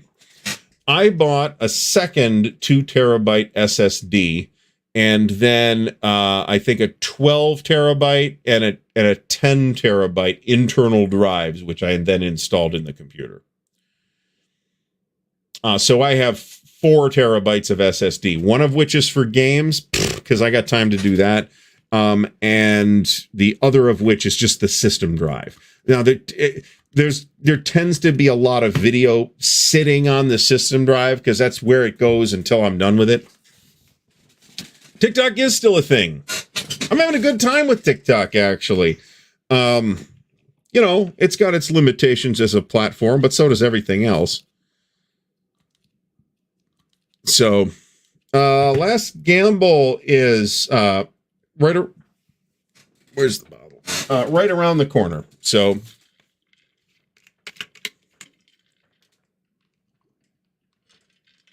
I've got and so do you, have a more powerful computer in your cell phone than NASA sent astronauts to the moon with. By a lot, by the way.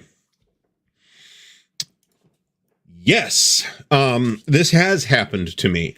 And I'm not sure it's more complicated than the fact. So the first mechanical hard drives, as far as I remember, I might be getting this date wrong, but you'll get the sense of it. First started to pop up in the 1950s. Okay, so that's 75 or thereabouts year-old technology at this point. It's very stable. SSDs, solid state drives, have not been around as long, and they are flatly less reliable than mechanical hard drives are.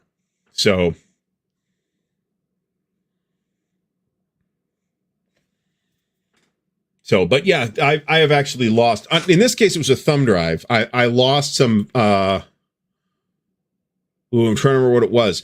I was working on setup cards for Goss Atlantic Wall, okay? And I had gotten, I think, the first 2 scenarios done. It was massive work, because we didn't even have the updated scenario book at the time. Massive amount of work went into doing the first 2 scenario cards, and then I started doing the 3rd scenario, and then the entire directory just vanished off the flash drive that it was on.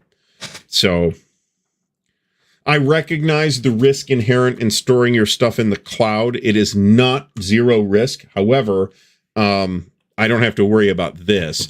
And if I were to lose the system drive, for example, I would just put a new system drive in and replace the SSD, about $100, at least last time I bought one. And then it would just basically reinstall everything, because everything's stored in one drive. That's important. Well, I'm not saying nobody ever has manufacturing problems either. But on average, the mechanical hard drives are more stable than SSDs at this point. We might get to the point where they're not anymore. We'll see. Maybe we'll have quantum computers by then. We'll be able to bend space-time with them or some bullshit like that. This is true. All right, Carl, thanks for stopping by. We're in pretty good time shape here. So the wife and I are on a spending moratorium for the month of August. So my intention is to not buy any more games for August. And I'm about to break that rule. So, but it's like a unbeatable deal. So there's that. I didn't feel like, I'm not sure I have much more to say on the topic of wargame fatigue, to be honest. I mean, that tends to be when there's a natural drift to some shows unless I have like a list of things to go through. And I intentionally did not set tonight up as a show where I have a list of things to go through. But that does tend to keep the discussion on track better than a broader topic that I just talk and answer questions and interact with the folks that are here. So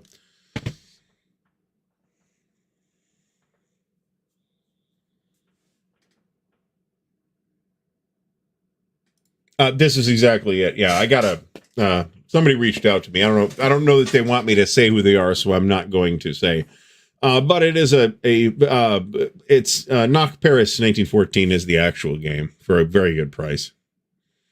So I guarantee that this deep into the show, we're about an hour and a half into the show. If my wife was watching, she would be asleep by now. I can guarantee that is true. Pre-ordering, this is correct.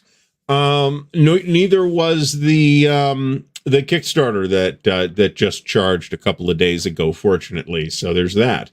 That was the Mongoose Traveler JTOS Kickstarter. There's another Traveler Kickstarter happening right now. I'm not going to show you it because but I am going to talk about how weird it is. It is a audiobook version of the March's Adventure Compendium. It's like 5 adventures in audiobook format. And I found that was interesting. I mean, obviously there's visually impaired folks that might benefit from such a thing.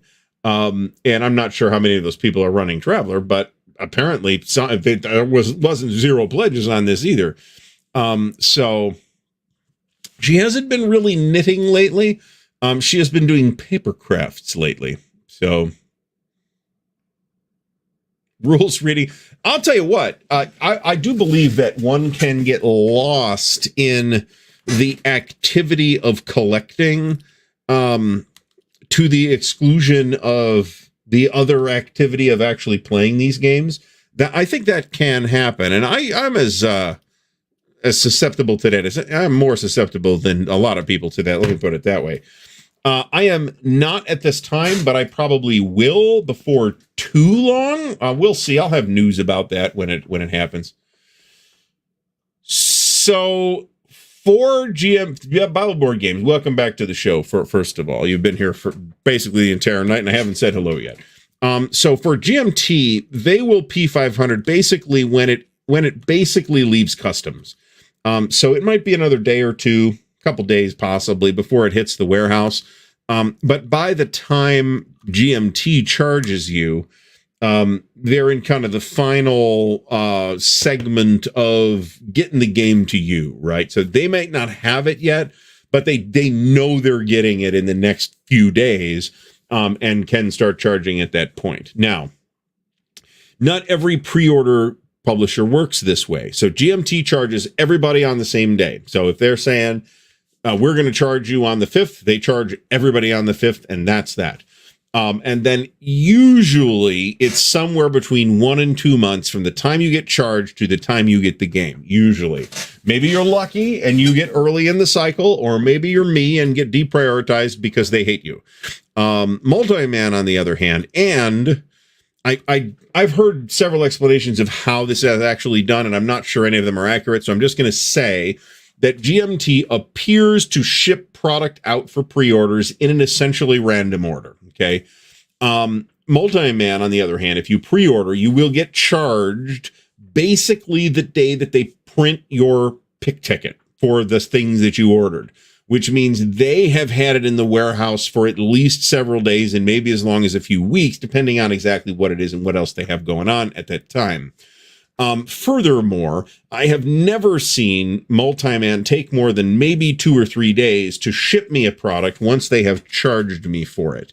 And they charge and ship in the order in which the orders were received. So if you got your order, this is why some of us make a bit of a deal about, I got pre-order number 2, because that means you're number 2 to get shipped out too. If you're number 500, then you're number 500 to get shipped out. You might be waiting a week or two because they do not have a huge staff. I'd read the email on this. I don't know if you have to do anything. I actually pushed the button on Last Gamble through Kickstarter. So I actually provided my info to Kickstarter rather than to Compass directly in this particular case, but it's not like they don't have my information.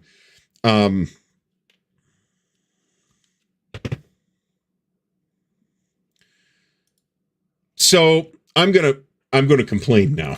So there have been occasions in the past, and I feel like GMT's not doing this anymore, or I may just have been lucky, where they would say there's 4 things on pre-order that are shipping this month. They charge game number 1 on Monday, game number 2 on Tuesday, game number 3 on Wednesday, game number 4 on Thursday. So they're 4 separate charges, all of which have shipping. And then when it shows up in one box.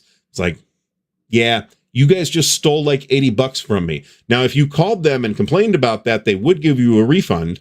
But a little bit lame. I'm not sure if this was a widespread problem or if I'm just unlucky or what. But that was a thing that was happening at one point.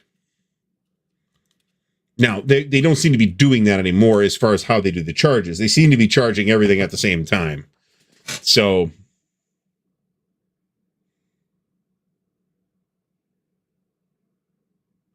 oh, Jesus.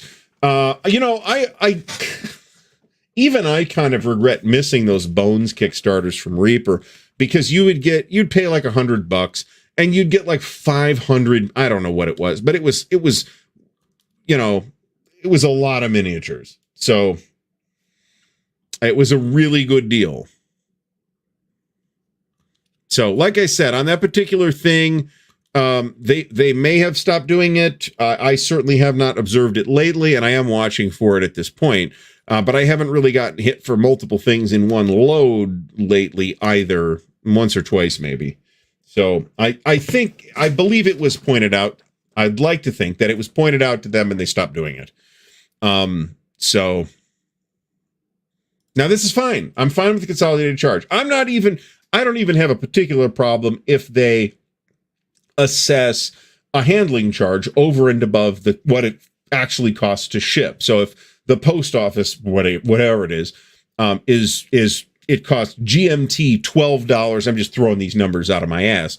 If it costs GMT $12 to ship the product to me from California to Ohio, I don't have any problem with them charging me $15 because they've got to pay warehouse staff, right? That's no problem. That kind of double charge deal where you'd get like multiple independent shipping charges and then everything would show up consolidated. I didn't like that. So Patrick got charged for Thunder in the Mississippi. Patrick, do you have any video on that content yet? Because I hadn't had the chance to check. I wouldn't be surprised if you did. Let me put it that way.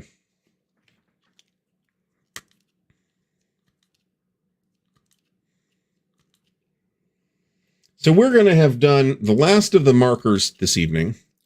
The last of the Allied formations this evening, which was admittedly, I guess except for the ships, and 2 German formations. So I can't complain.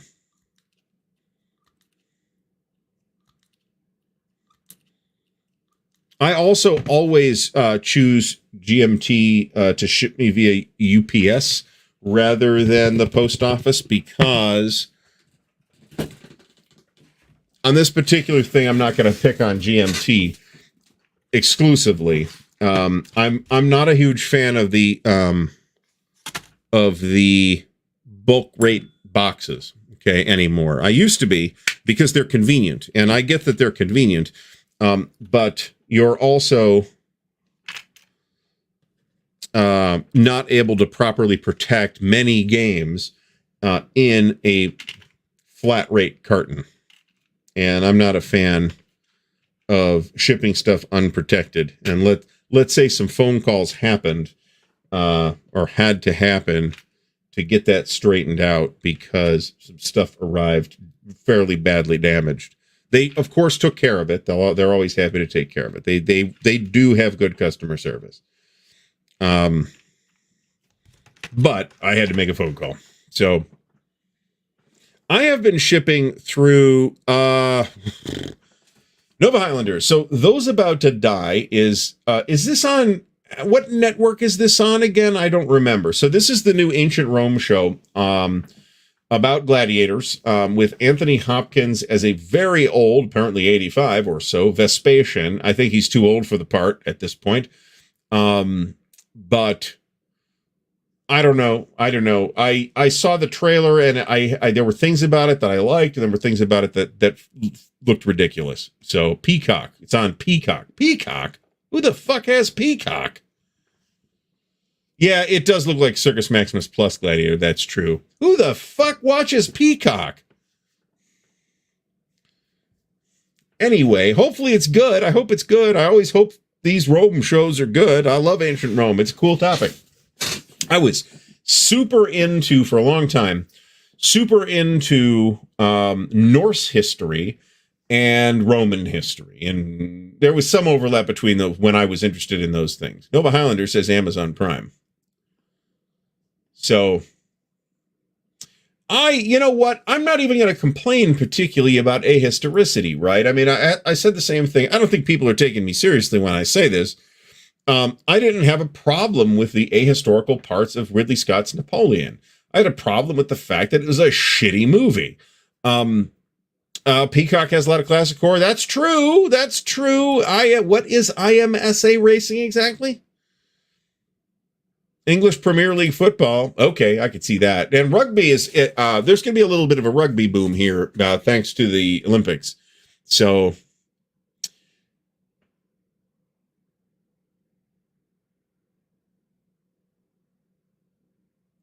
well, yes, this is probably true. I mean, this is the standard of television now, right? We are in, people talk, Okay, we'll see. We got 20 minutes left here, folks, and we'll see how long I can go on this particular topic.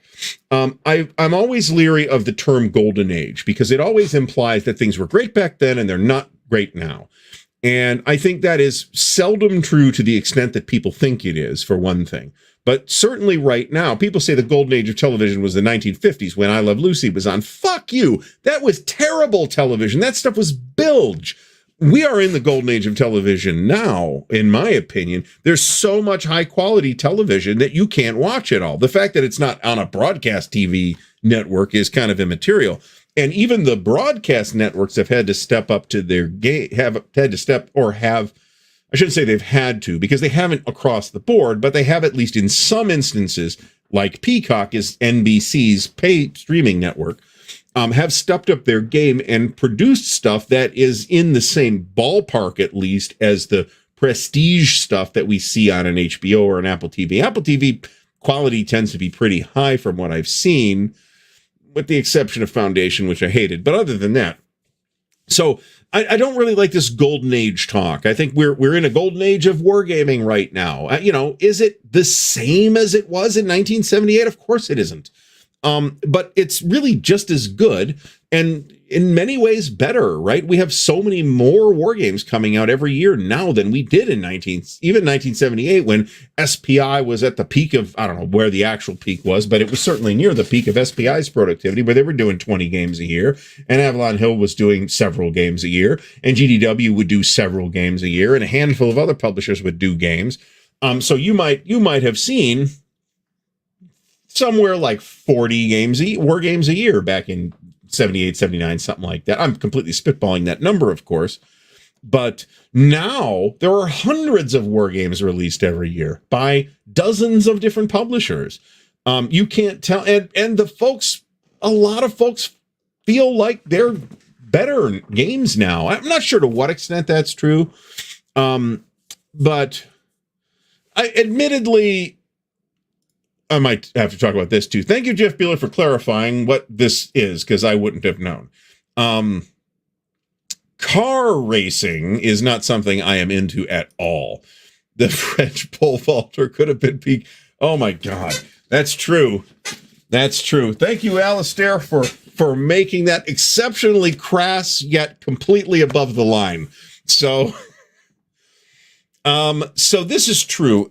Foundation is admittedly a difficult. I have not seen season 2, so I'm just going by season 1. Foundation is admittedly a very difficult property to adapt, and one could not do really a literalist adaptation. But the show almost immediately dove into mystical bullshit. It took Asimov 3 books to get into the mystical bullshit. So I agree with this statement. Asimov kind of lost faith in what he was doing. He thought nobody's going to read this because we know how it's going to end, because Harry Seldon predicted how it's going to end. And he felt like he had written himself into a corner with it. And I don't think anybody that read those books felt that way. So nice, Jeff Beeler. Bandits of Tomahawks is supposed to be really good. I should really probably play that. Very annoyingly, Amazon Prime Video now has ads in front of it. I went to rewatch the last episode of Rings of Power because I'm a masochist and it's cheaper than hiring a dominatrix. Because the new season's going to start pretty soon, and it's full of ads. I'm like, what the fuck? It's not even like there's a 30-second ad 3 times throughout the show. It's like there's like 3 minutes of unskippable ads 3 or 4 times through the 45-minute episode. I was outraged. I'm like, I'm paying for this. What are you people doing? I don't think Tubi is any worse than Amazon was, to be honest. So I watched the first episode of the Halo show and thought it was not worth my time of watching further episodes. So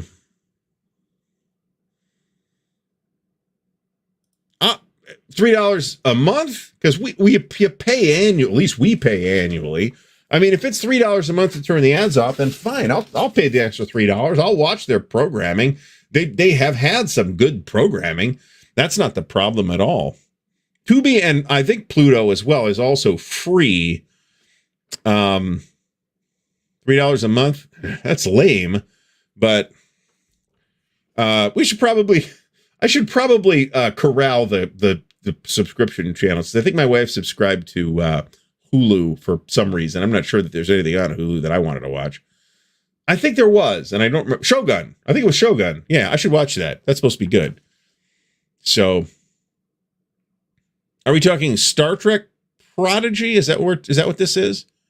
I'm not paying for Paramount right now either, but there's some weird thing where you get like Max and Paramount, and I haven't looked into that. I got to stop keeping this on the floor because then I'll look on both sides. Where is it? And it's invariably on the side that I didn't look first. Ooh, I got to watch this. I have never seen this film, and that is an outrage. So I need to fix that. I almost bought the book, but the paperback's like $35. I was at Barnes and Noble, and I'm like, why is this paperback book $35? Is it filled with gold? I don't understand. So,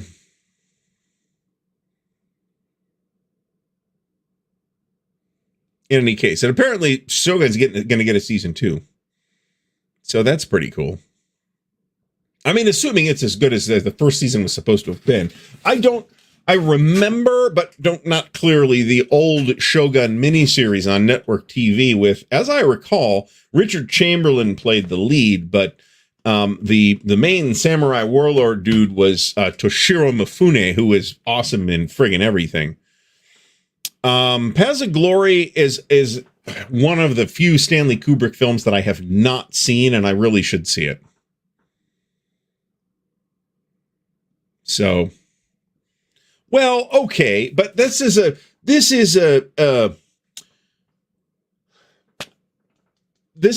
older book that was probably not widely produced even back in the day when it was published. Shogun is a new printing with Hulu now on TV on the cover. There's just no justification for that being that expensive. Yeah, kind of.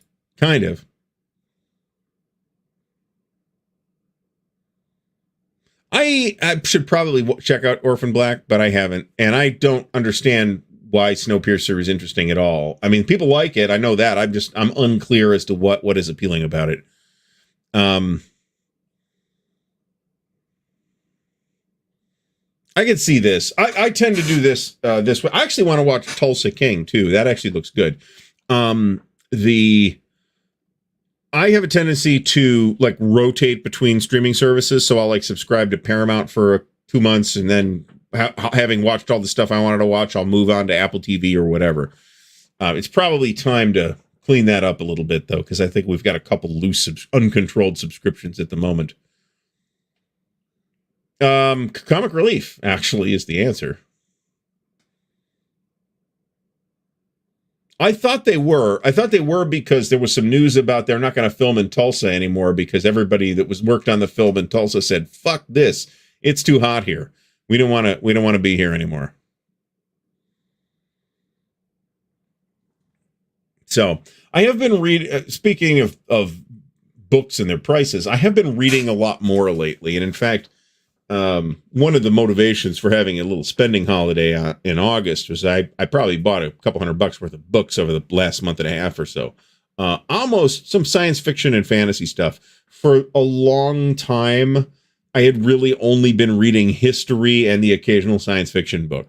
And I started reading fantasy again. I hadn't really read any fantasy to speak of, and that wasn't like stuff I had already read. Like I want fantasy, I'll go grab the Silmarillion off the shelf and read that for the 8th time. Really? You can also get it for free if you buy an Apple television, but I assume without having checked that you'll be paying an extra $1,000 or so for the Apple logo on the television. So I can believe this. This is very believable.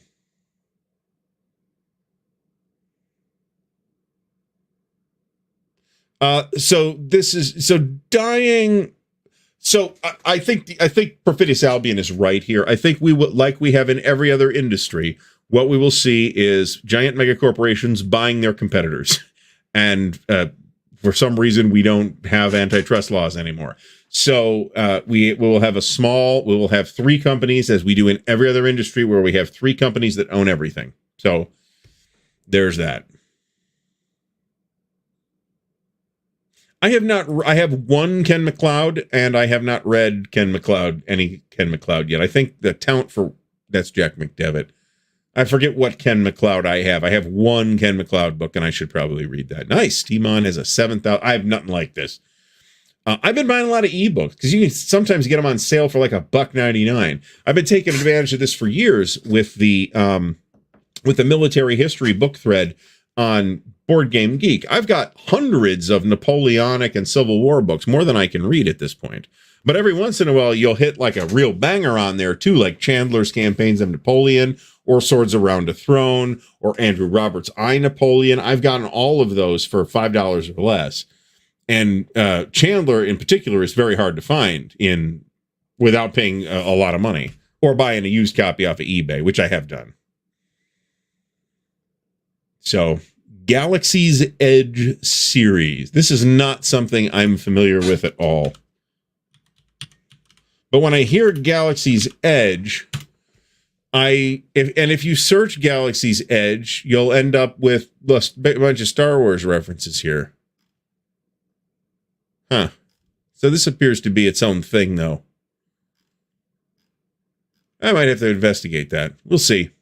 We'll see. I did kind of the reading kick kind of started with the Jack Campbell Lost Fleet series, which is like a 5-book series. There's like 3 other series set in that universe, and they're a lot of fun. They were reasonably quick reads. I read them in like April, I want to say. That sounds right. I read like 5 of these, and it's almost one big book, to be honest, but it's in 5 volumes. And that was a lot of fun. So, Star Wars for grown-ups. Oh, like Zack Snyder's, whatever that thing was. I watched like the first 20 minutes of that and said, this is shit. I turned it off.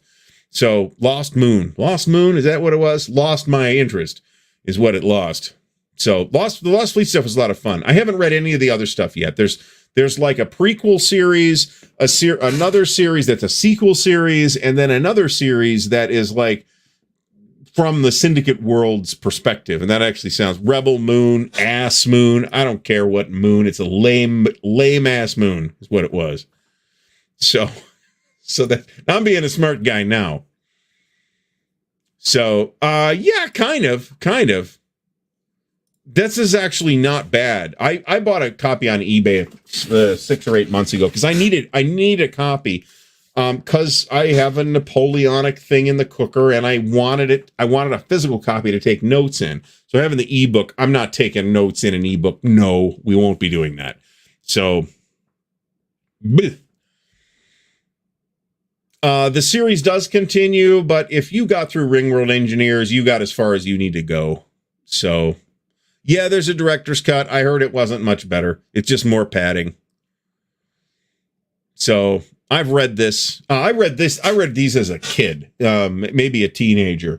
I've still got these. They're not my originals anymore. I actually rebought them. I heard the new Pit Time Bandits was okay. In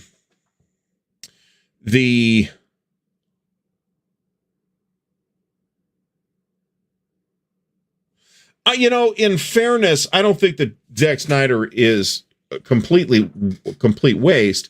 I thought his version of Justice League was, in fact, way better than the one that got released in theaters.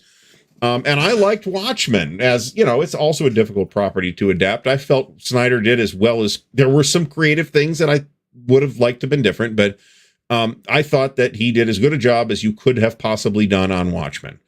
On the other hand, 300, which everybody went nuts over, that put me to sleep. I fell asleep during 300 in the theater. I'm not sure I've ever watched anything else from him. So I'll have to check this out. This Galaxy's Edge thing. It's too bad that Star Wars poached on their shit, though. So I'll check this out. Why not? worst case, it's almost got to be better than the turd I'm reading right now, which is, I won't even give you the name of it yet because I'm going to get farther on it before I give up and proclaim it to be a turd. So this is true. No, this was so the first one was Guillermo del. Am I getting this right? The first one was Guillermo del Toro, and the second one I think was directed by Frank Miller. I thought 300 sucked. I mean, it's a pretty movie. There's no doubt about that. But it's the pacing of it is for the kind of movie that it is. I thought it was really, really slow. Does it have some memorable moments in it? Sure, it totally does. Leonidas kicking that dude into the well. That's a meme now. That has crept into popular culture. But I don't have a historicity problem with the movie. It's a fantasy film.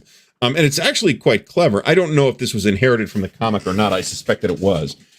The whole thing is a framing device. The entire thing is this super stylized battle is not like live footage of what happened. It's David Wenham's character telling the story afterwards before the next battle.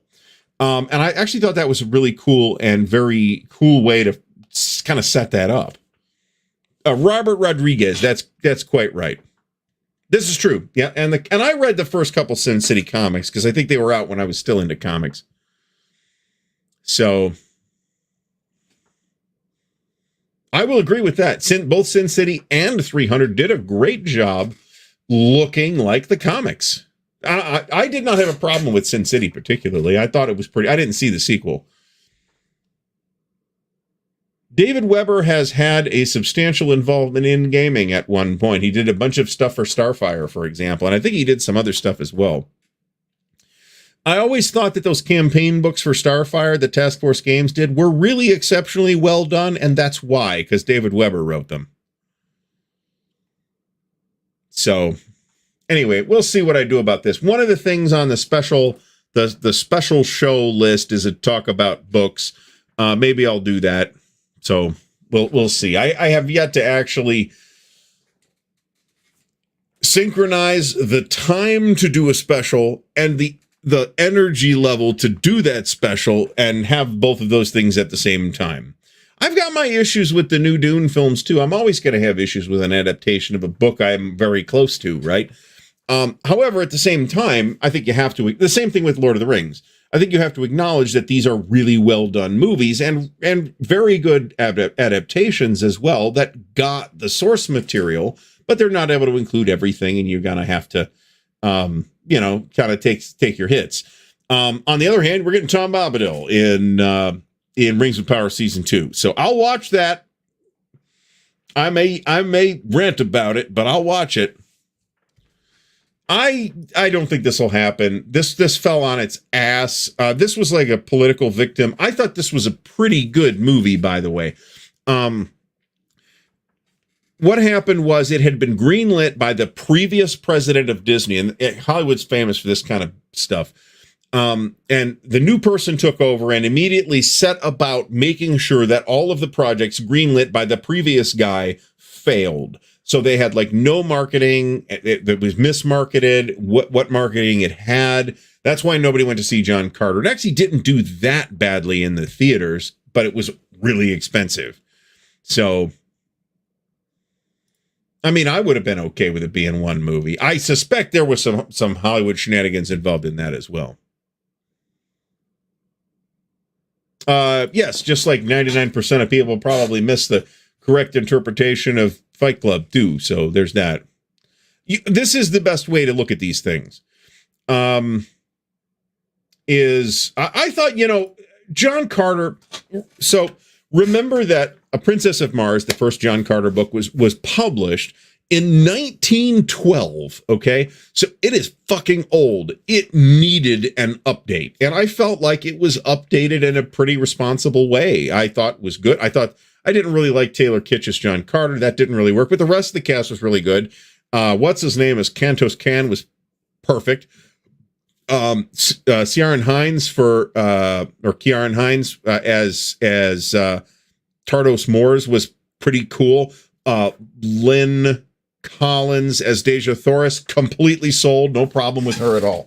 So, well, yeah, this is another one of those update things, isn't it, though?